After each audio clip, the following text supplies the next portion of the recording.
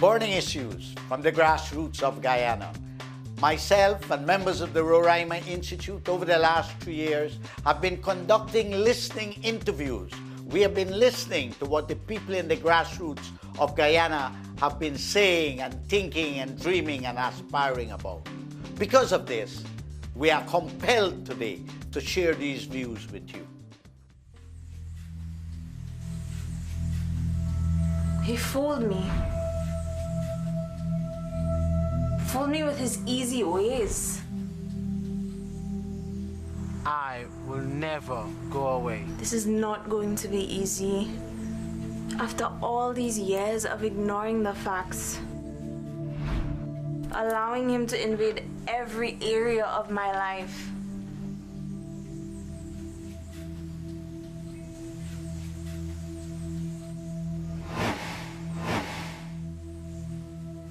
Every molecule of his being is damaging. I see clearly now. I just don't want him in my life anymore. Okay, here we go, girl. Can't lose your nerve. Time to do the right thing. How is my natural girl doing this evening?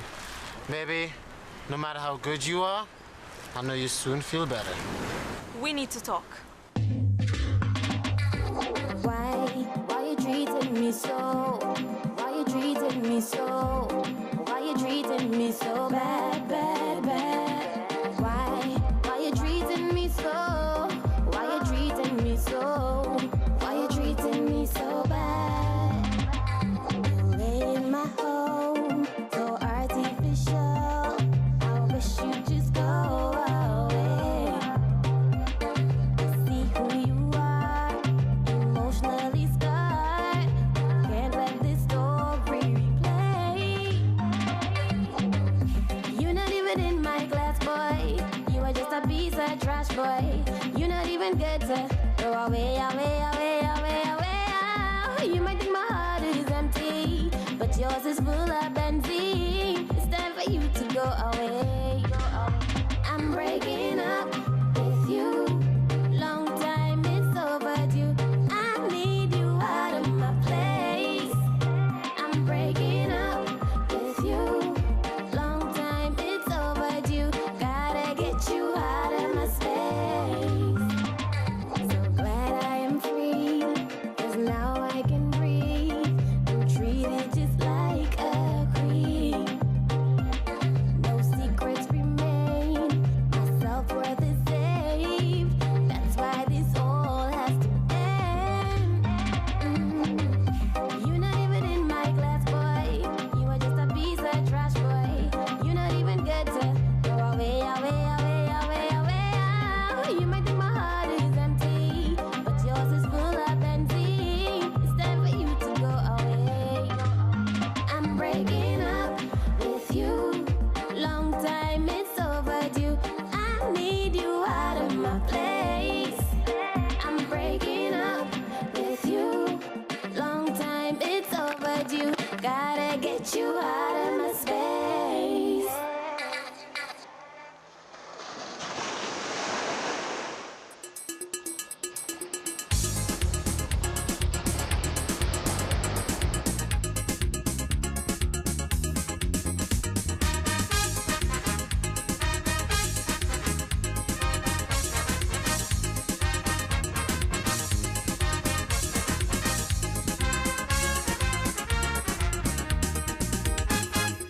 Welcome to CaribNation. I'm Paul Nehru, Tennassee.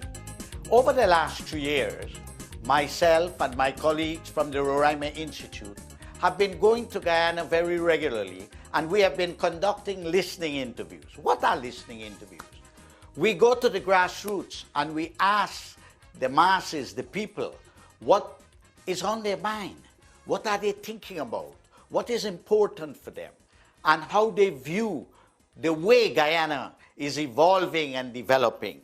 One of the issues that is a burning issue, and they have a lot of opinion on, is the oil industry in Guyana. As many people are aware today, Guyana is now an oil-producing country. And wherever there is oil, people believe that that country will become very wealthy. The people in the grassroots also believe that Guyana will be a rich country. But you know what? The views that we collected from various regions in the grassroots across the country, people are saying, yes, Guyana will be a richer country, because they believe Guyana was rich before with gold and bauxite and rice and sugar and so forth. But they remain a poor people. Guyanese in the grassroots do not believe that they will benefit from the oil revenues of the country. And you know why? Not only because of the history of Guyana, of how the rich takes care of themselves and abandon the poor and the workers and so forth, but because when they look around the world and they look at all the oil-producing countries in the global south, in South America, in Africa, and so forth, they see that the elite in those countries gets very, very rich, and the people work and live for less than $2 a day. They look across to Venezuela, and they see a country that had oil for 100 years. Today is in a state of collapse. They look at Trinidad and Tobago, a sister country of CARICOM, very close to us, with a similar population of Indians and Africans and Chinese and so forth. And what do they see? Trinidad has not resolved the fundamental problems of that country. As a matter of fact, they have the same problems we have currently in Guyana. So, what is going on with the oil industry and the oil sector? You know something? We knew about sugar because we went through nearly 200 years or more of slavery, nearly 100 years of indentureship. We know that industry. We were familiar with it. And our people fought within it to get a lot of benefits and so forth. We know about the rice industry. We knew about the gold industry. We had some great knowledge about the forest, and we had some knowledge about the bauxite industry. But the oil sector is a new sector. It's not within the land space of Guyana. It's out in the sea. The people can't see it. They hear about it. But they want to know more. They want to know how this oil came out of the sea and how it will make Guyana rich. Until now, there is a promise that we will get oil revenues. But to get oil revenues, the people say that the government of Guyana signed a contract. And in signing that contract, they did not get enough money from the oil companies. As a matter of fact, it's in all the newspapers, and the people read the newspapers of Guyana, that we lost about $50 billion, which we should have had. So this makes the people more worried. They think, they really believe, that the rulers of Guyana, the leaders of Guyana, are not really taking care of their interests, and they will not benefit.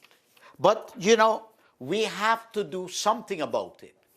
And I discussed this with the grassroots, and they're eager, they want to learn. So we did a review of 400 articles that have been published in the major newspaper about the oil sector. And we see that a degree of knowledge has been disseminated, has been provided to the people. But not everybody read the newspapers.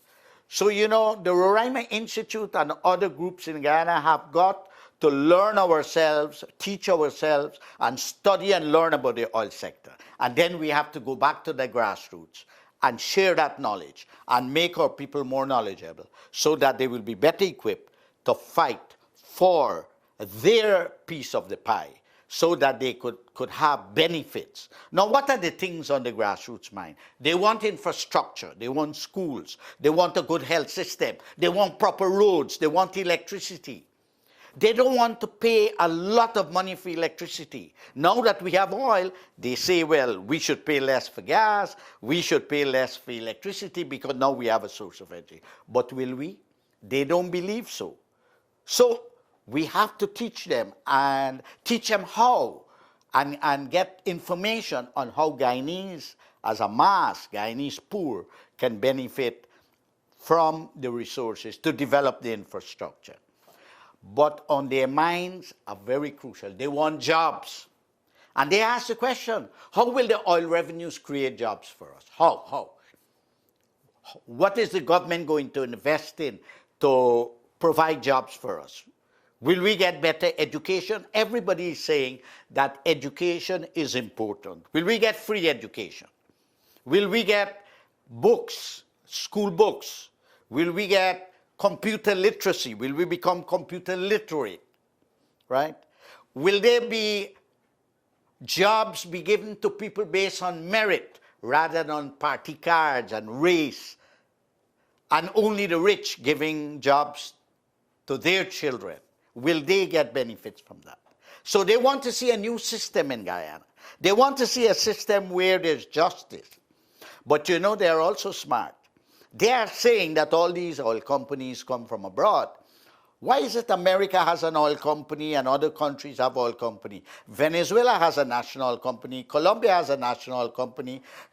Saudi Arabia has a national oil company. Qatar has a national oil company. So Guyana should have its own national oil company. They want to know more about it. And they want to be a part of that new enterprise of a national oil company in Guyana. So we could share in the patrimony of our ancestors who left us this wonderful land space which was created by them in indentureship, slavery, conquest, and so forth. They want, and they're very clear about it, they say that you have to take a portion of that oil money and put it up for Bambai. Bambai is a grassroots term. That if you earn $20, you must take $5 and put it up for hard times. So we should have a sovereign wealth fund. A sovereign wealth fund not administered by the friends and the family of the ruling elite and the ruling parties, but a sovereign wealth fund where civil society, grassroots people can have a seat at the table of governance to know how much money is put in this sovereign wealth fund, how is it being invested, and how is it put away in hard times. You saw what happened in Venezuela. In 2013, when oil prices went down, the country almost went bankrupt because there was no income and they did not have agriculture, no viable agriculture to feed their people. They did not have diversification of the economy, tourism and other industries, manufacture and so forth. So we have to use the time, the space, because you know what? People are moving away from fossil fuels. Fossil fuels is oil, and people are saying that the fossil fuels contaminate the environment and is destroying the earth, and people want renewable energy. So we have to invest, take the money and invest it in our waterfalls, hydroelectric projects, other kinds of projects like that, so that we can be able, in the hard times, to be able to manage our economy and our people could have self-sustaining and viable economy, and our people will not, one day a company comes in, we do well for 3 or 4 years, the company leaves, and that community goes into poverty. So that is one issue that is on our mind, the oil industry. And we believe that if it's handled properly and if Guyanese from the grassroots are listened to and given an opportunity in a democratic framework to be at the table of governance, that we could go forward. The other issue we found that is burning is this race issue in Guyana. It has polarized the country. You know, how can you, with a country less than 700,000, be divided into 3, 4, 5, 6, 7 tribes, and everybody pulling for themselves? And this is institutionalized in the major political parties of the country. Something has to be done. We need an ethical and transformational leadership that will engineer, that will carry out a transformation of their political parties to be more inclusive, not exclusive, of a small group of people in the respective political elites of the country. We need opening it up. The other thing is we need decentralized governance. The grassroots people are in the villages. They are in the interior of the country. They are in some of the urban areas. They need to have resources at the level of the local government so that they could take care of issues like health, education, security. and job creation, and even a sense of responsibility in restraining and curbing crime and corruption even at that level. They must be able to see and look at the projects that have been given to build roads and so forth, that they could have some degree of supervision to see the quality of work that is done and the contracts is being carried out honestly. So we need decentralized governance. The grassroots people are saying that. They give us local government and they don't give us a budget to do things properly. So that is on their mind. And the Guyanese grassroots, all of them, even though the masses of Guyana is part of the polarization and the racial division in the country, they themselves say that they want to bring it to an end. So we have to do something about that. Another burning issue, which is very interesting, is the problem between Guyana and Venezuela. You know, in the 1980s, our people, when we were going through some very hard times, in Guyana, nearly 80 products were banned.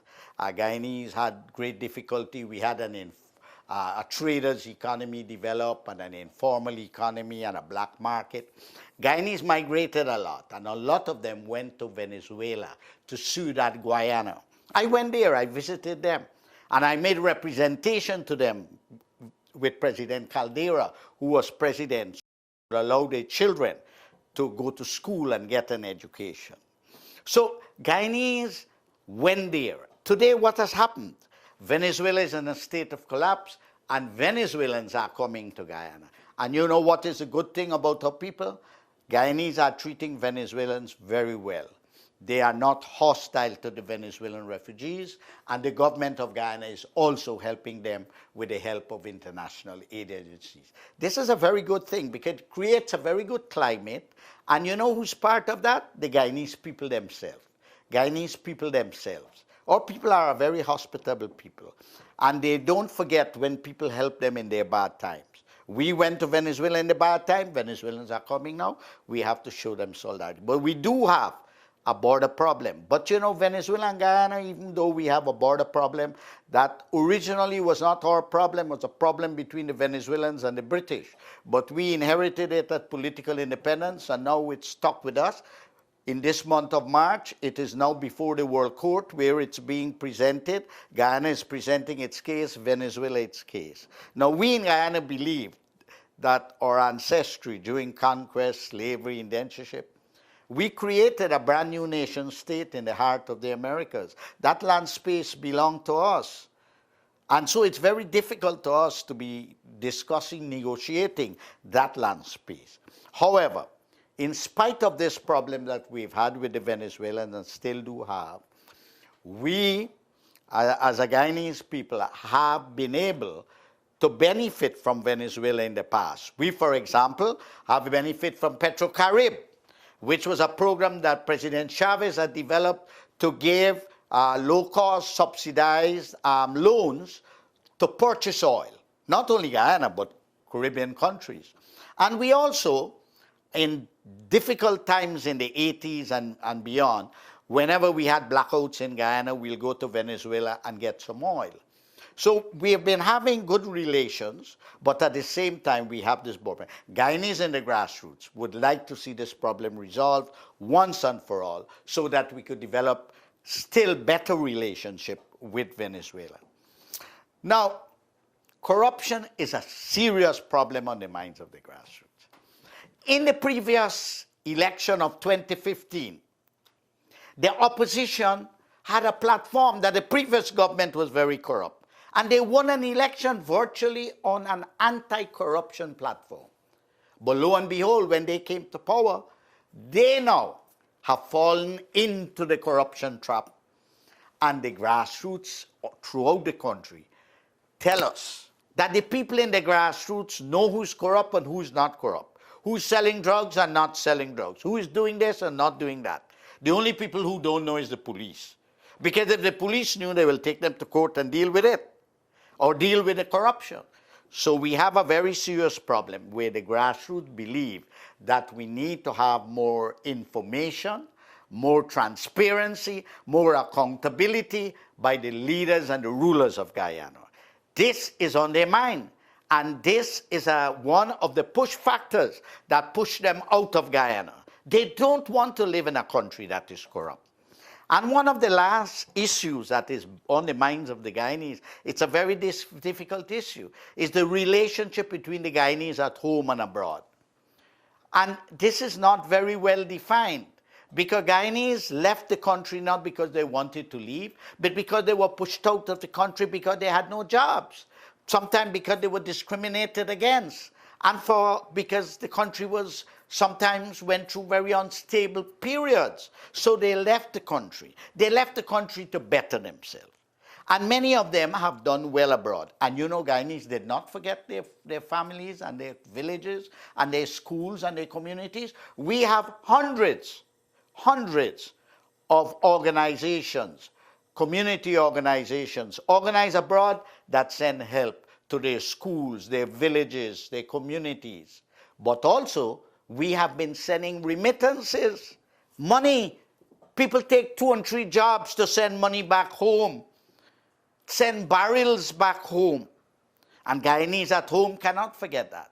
But it become politicized, because when there was a no confidence motion, and the guy who crossed the floor and voted with the opposition against the government, that guy had both Guyanese and Canadian passport.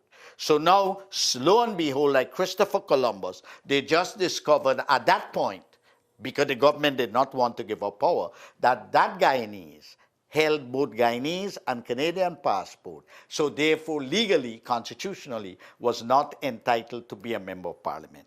And about 3 or 4 ministers also had foreign passports. And they also had to take a different kind of position. They kept their political position inside the various ministries and their salaries and their benefits, but they couldn't be formally called a minister. This has created a problem now between Guyanese at home and Guyanese abroad. Then what the elite did was to bring some of their friends from abroad and give them jobs. A lot of them were square pegs in round holes. A lot of them only came not to serve the country, but just to take what they can have. And it's created a bad taste between Guyanese at home and Guyanese abroad. The grassroots people, a lot of them still want to go abroad, because even though there's all this talk about the oil wealth and Guyana becoming a rich country, they do not believe they'll benefit. They are still thinking of going abroad. So we need a policy, and the grassroots are saying that we will not leave Guyana if they use the oil money to create jobs, to create infrastructure, and to create a better country. If they do this, Guyanese will not leave. So instead of pushing Guyanese out, we should have a policy to keep Guyanese in. Grassroots people want a policy to keep Guyanese in the country. And now that we will have the oil revenues, we have no excuse but to develop proper policies that can achieve this.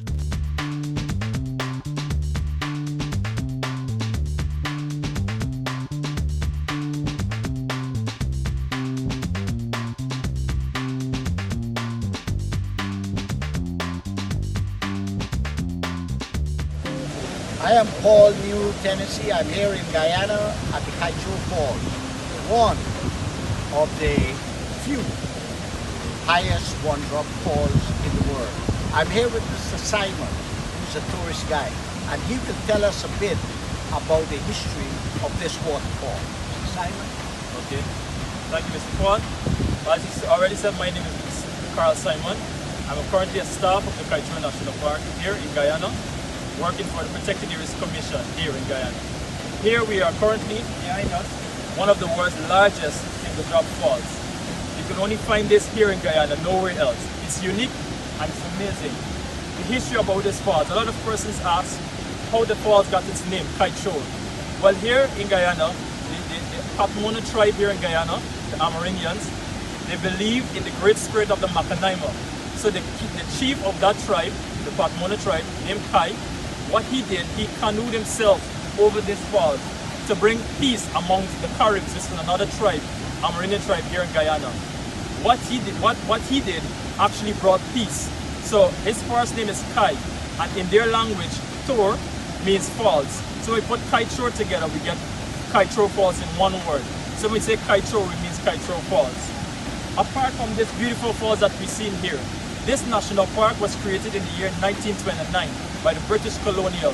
Why they make it a national park or a protected area? Because of its biological diversity and the wildlife within the environment.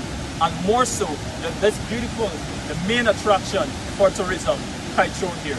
So if you want to experience what we all are experiencing here, you can come, book a tour to come to Guyana, book a flight to come to Guyana and come and witness and experience what we're experiencing. How old is the archaeological finding?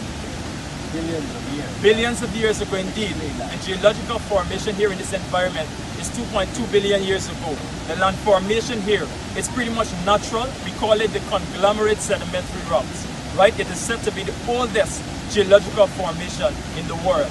So you can come for yourself and see what we're talking about. It's all natural. It's all natural in this environment. And you could come here and spend a night or so. Correct. If you want to overnight, as long as how long you want to spend here, you can come. 5 nights, 6 nights, how long you want to spend, you can spend the amount of time you want to spend here. It's currently 5,000 GYD. You can make your reservations in Georgetown, National Parks Commission, Thomas Land, and from there, they're going to give you additional information about making reservations here at Kaieteur National Park. Wonderful, Mr. Simon.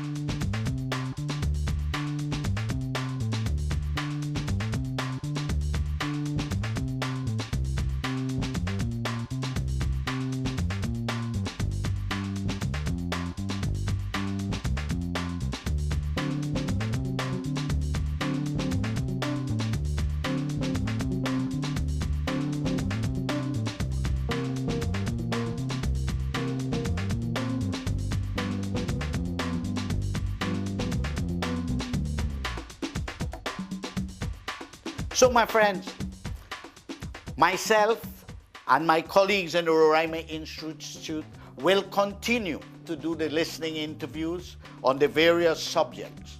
And one of the issues that we will take on, and one of the projects we will take on, is to embark on an oil literacy campaign to teach our people about the oil sector so they could be more knowledgeable, more empowered in order to fight for their share of the oil revenues that will come to the country.